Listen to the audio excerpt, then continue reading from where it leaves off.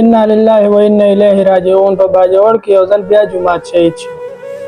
بل ورځ چې وزیر اعلی د سکیورټي فورسز خلاف خبره وکړه نو دا د کرایې ټټوان ناپاسېدوي. د پاکستاني فوج خلاف چې خبره کول دا د اسلام نه خارجېدل دی. کوم سړی چې د پاکستاني فوج خلاف خبره کوي دا سړی د اسلام نه خارج دی. نو موږ دې ځای تاسو نه دا تپوس کوو د کرایې ټټوانو ته دې څوک دا ووایي چې آیا دا سکیورټي د چا په لاس کې ده؟ دا بمونه ولې بمونو کې خلک ولې الوزي؟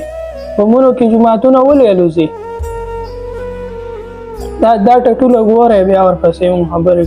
बहुत अफसोस हुआ कि वज़ीर आला खैबर पख्तूनख्वा उन्होंने कल जो खैबर पख्तूनख्वा की मसाजिद के हवाले से गुफ्तगू करते हुए ये कहा कि पाकिस्तान की फ़ौज वहाँ कुत्ते बांध देती है और हमें कुत्तों की तरह समझती है.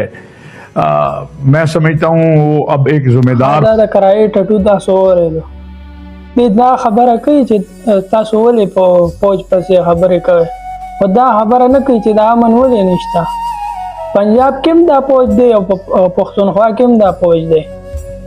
پښتونخوا کې ولې دهشتګردي ده؟ همیشه چې موږ پښتانه تباه یو نو د دې کرایې د ټټوانو د لاسه تباه یو. دې په اسلام په سړي باندې د کفر فتوی لګوي. نو زموږ خلک خره خلک ته چې راپاسي نه د دې خلاف څه به ووایو بس دقسې به خوار وزار ګرځو.